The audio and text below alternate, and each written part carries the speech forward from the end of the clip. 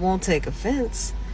So she asked me, why do black women walk around wearing white women's hair?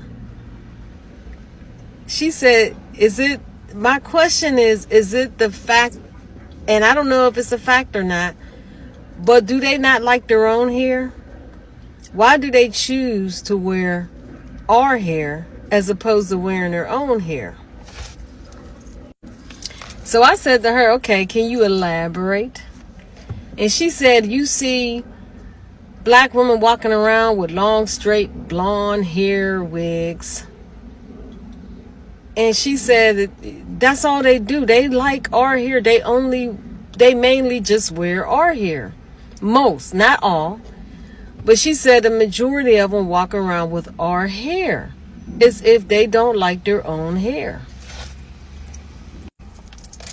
So I told her, I said, I really can't answer that question.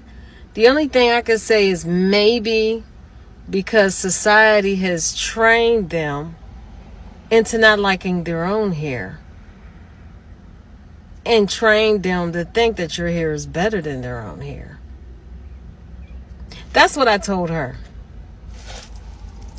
And you know what she said? And she said it again. Please don't take offense to this.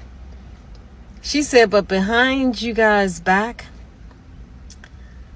she said, white people laugh at you. Because to them, you look silly walking around wearing another race of people's hair. Look at your wig, mind. By the time you get in your 30s and 40s, your hair is just all torn to hell. You know it is, man. Did you ever hear the Tignon Law? That back in the day where black women were made to cover their hair because white women thought you were too beautiful, which you are. Once you get past that 10 pounds of fucking makeup and all that fake ass fucking hair, you're naturally beautiful. You're just fucking lazy. But here's the Tignon Law, in case you never knew. Check it out. White women complained so much about black women's beauty that the government passed a law to cover their hair. And you probably weren't taught this in school.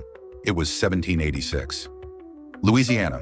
Free black women in New Orleans wore their hair high and elaborate, styled, adorned with jewels, feathers, ribbons. They were confident, visible, and impossible to ignore. And that was the problem. White women complained to the governor, said black women looked too elegant, said they were competing for attention, said they needed to be put back in their place. Here's where it turns. The government listened. Governor Esteban Miro passed the Tignon Laws. Black women were legally forced to cover their hair with plain cloth wraps.